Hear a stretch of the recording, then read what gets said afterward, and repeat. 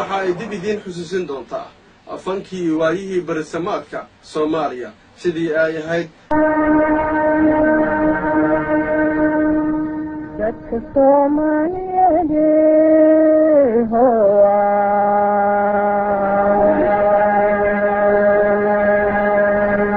waxay degan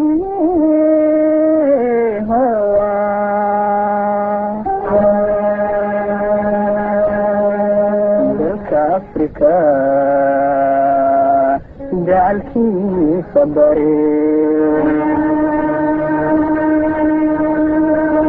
لكن كل الدنيا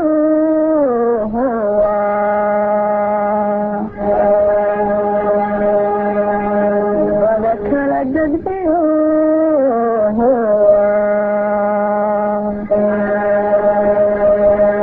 وذكر الدفرة كلا دير مالي وادي القرى